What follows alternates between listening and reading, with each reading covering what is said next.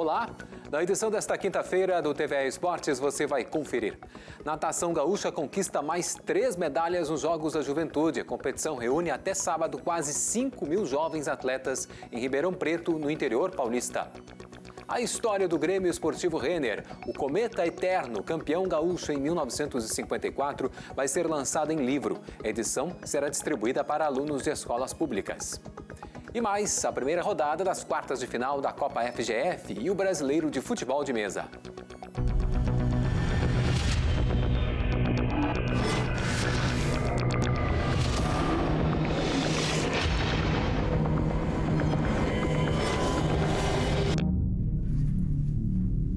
Bom dia!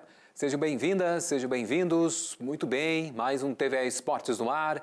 E abrimos o programa destacando as medalhas conquistadas pelos atletas gaúchos nos Jogos da Juventude que estão sendo disputados em Ribeirão Preto, do interior paulista. A natação do Rio Grande do Sul conquistou mais 3 medalhas no segundo dia de competições da modalidade. Depois da prata obtida na véspera, Matheus da Cunha repetiu a cor da medalha, mas agora nos 800 metros de estilo livre. Alessandra Haas ficou na segunda posição do pódio nos 400 metros livre. Já o revezamento 4 por 100 metros livre misto foi bronze, com um time integrado por Lucas Davi Santos, Bruno Primerano, Alessandra Haas e Isabelle Carbonel. Na terça-feira, primeiro dia de disputas na natação, o Rio Grande do Sul conquistou 5 medalhas. 2 delas foram de ouro, com Alessandra Haas nos 800 metros livre e Bruno Primerano nos 200 metros livre. Matheus da Cunha foi prata nos 400 nado livre. As 2 de bronze foram conquistadas por Luísa Voss, 200 metros borboleta, e pelo revezamento 4 por 100 metros livre, formado pelo quarteto Matheus Cunha, Samuel Alves, Bruno Primerano e Lucas Davi. A programação desta quinta-feira prevê provas na natação, vôlei de praia, basquete, esgrima e tiro com arco. Bom, e todos os atletas que participam dos Jogos da Juventude estão passando por avaliações no Centro de Avaliação e Monitoramento, espaço do Laboratório Olímpico do COB, que coleta dados para mapeamento do perfil dos competidores. Além disso, observadores técnicos das confederações brasileiras monitoram potenciais talentos para integrarem futuras seleções brasileiras.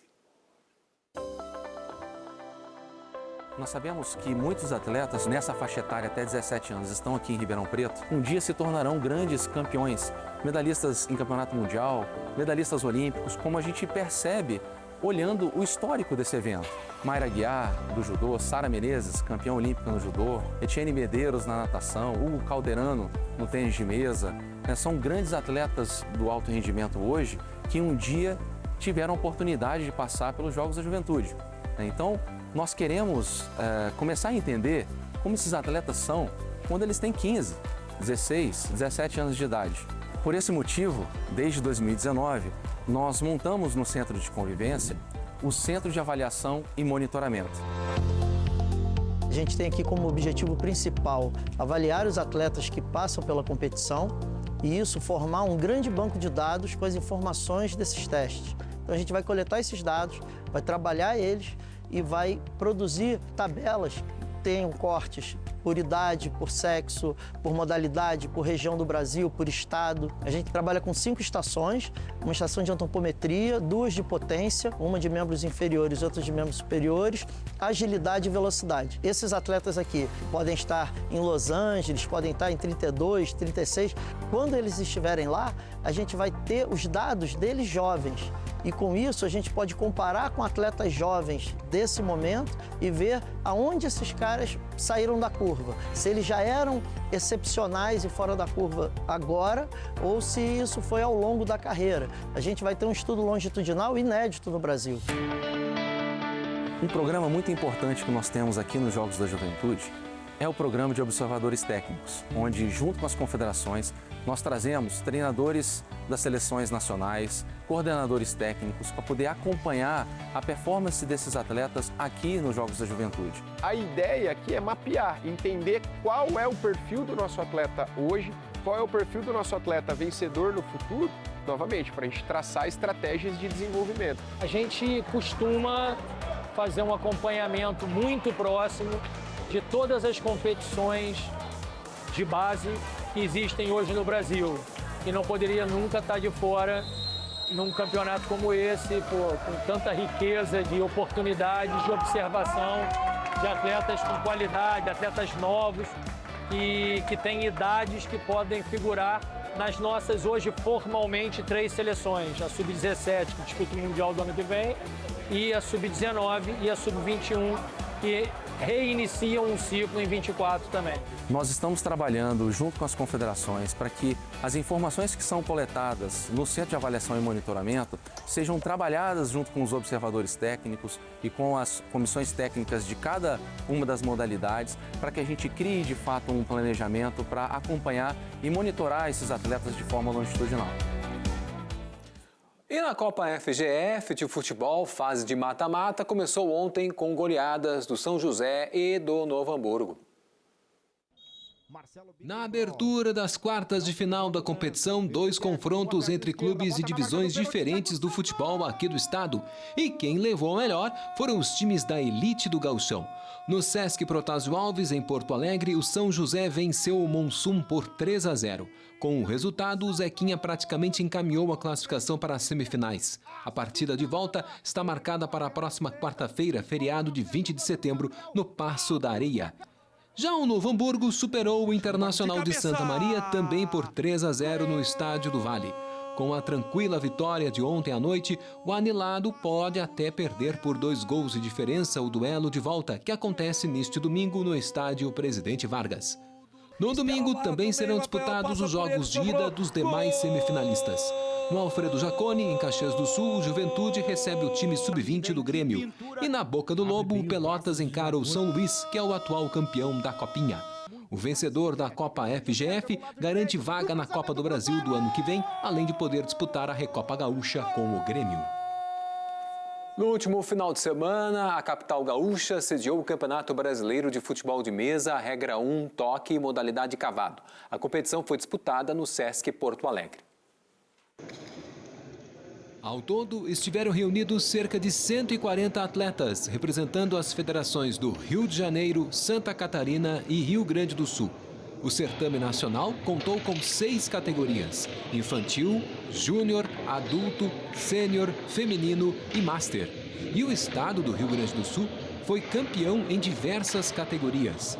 Na categoria adulto, o grande vencedor do Campeonato Brasileiro 2023 foi Paulo Tim, da ARFM de Rio Grande. No sênior, o título ficou com Ronaldo Custódio, da CAMAG, de Santa Catarina. Na categoria Master, o vencedor nacional foi Ricardo Bodur, da AFUMEPA, de Porto Alegre. Na final, Bodur venceu o atleta Chacrinha, da ARFM, que ficou com o vice. A equipe de São Carlos Futimesa, de Santa Vitória do Palmar, levou os títulos na Júnior com Itaiuri Terra e na Infantil com Jefferson Afonso. A agremiação ainda faturou o título nacional feminino com a atleta Stephanie Ramos. Em novembro, entre os dias 2 e 5, em São Bernardo do Campo, São Paulo, ocorre o Campeonato Brasileiro de Clubes e Campeonato Brasileiro de Clubes Master na modalidade 12 toques. Eles eram operários que batiam o ponto na indústria e no comércio, mas também foram jogadores de futebol profissionais que competiam no mesmo nível da dupla Grenal nos anos 50. A história do Grêmio Esportivo Renner, o Cometa Eterno, vai ser lançada em livro em novembro e a edição distribuída em um projeto cultural e de memória para alunos de escolas públicas. É muito mais do que a bandeira de um time de futebol. O Luiz Carlos vestiu as cores e literalmente entrou no campo com o time do Grêmio Esportivo Renner quando era menino e nunca mais deixou de ser renista. O Renner foi, na realidade, um cometa, né, que passou por Porto Alegre, encantou Porto Alegre, encantou o Estado, esse fenômeno esportivo, cultural. O ano era 1931 e tudo começou como muitos times de amigos da firma começam. Eles criaram um grupo e marcaram um campo de futebol num terreno baldio ao lado do pavilhão do Feltro, junto hoje DC Navegantes, né? E começaram a jogar nos fins de semana, o famoso futebol de pelada, né? pontapé para entrar para a Liga Atlética Porto Alegrense de Futebol Amador foi o apoio do patrão, o empresário da indústria, a J. Renner. Ele ficou encantado por estarem participando do esporte, mas o estado do estádio, do campo deles, era lamentável. Era muito mais barro e buracos do que grama e futebol. Aí, em 1935, que a J. Renner destina, coloca mais um dos terrenos que ele tinha na Presidente Roosevelt com a Sertório, e aí foi um sucesso. Imagina, um clube amador tinha um estádio com capacidade de 3.000 pessoas em arquibancadas, nenhum dos clubes tinham isso. Pois mobilizou os moradores do 4º Distrito, área punjante, e agora com um time próprio. No 3º campeonato disputado, o Renner já ganhou o Citadino em Porto Alegre. Em 10 anos no Amador foram vários títulos, incluindo o Metropolitano e o Estadual. Depois foram 14 anos no profissional, sempre nas cabeças do antecessor do gauchão. Até que em 1954 o Renner papou a taça e deixou para trás a dupla Grenal. Consegui enfrentar a dupla Grenal, né, e com dignidade, com igualdade de condições, e tinha simpatia de todos, porque quando o Renner jogava contra o Internacional, a torcida do Grêmio nos ajudava. Quando o Renner jogava contra o Grêmio, a torcida do Internacional, então todo mundo gostava do Renner. E sabe o que nunca mudou, mesmo quando os atletas chegaram ao profissional? Lá pelas 6h30, 7 horas da manhã, né, que era o horário do apito da fábrica, eles entravam, eles tinham que bater ponto. As lojas já começavam um pouquinho mais tarde, mas de qualquer forma, grande parte trabalhavam na alfaiataria, trabalhavam nos calçados, trabalhava nos teares, né? O técnico Gradim, por exemplo, era um tecelão. Ele ficou uns 10 anos como treinador do Renner, né? E se todos eles eram funcionários, o goleiro, Valdir Joaquim de Moraes, era da contabilidade. Talvez daí venha esse trabalho maravilhoso que tu descobriu, dos registros que ele fazia de cada jogo, de tudo que acontecia. Estudava no Rosário e ele revestia os cadernos de aula usados com os recortes de jornais, mas também ele fazia os diários do futebol, onde ele escrevia de próprio punho um jogo internacional. Por exemplo, esse aqui, um jogo de 7 de fevereiro de 1952, realizado na quinta-feira à noite, no campo do Renner. Renner 2, Chacarita Juniors 2. O árbitro, Mr. Bradley. E ele fazia um comentário aqui, ele botou que o juiz foi péssimo. Isso é fantástico.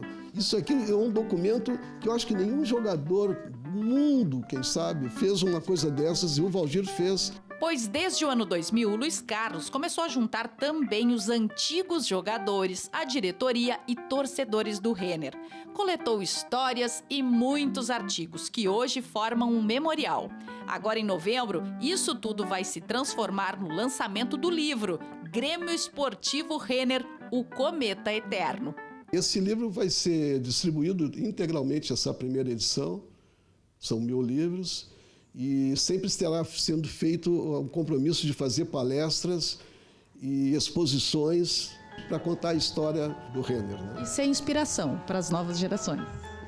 Sim, porque eu acho que a gente não vai adiante em qualquer atividade se a gente não for conhecer a história e estudá-la e, ao mesmo tempo, pegar disso aí os insumos para ter um sucesso. Tudo que é a área que tu queiras fazer.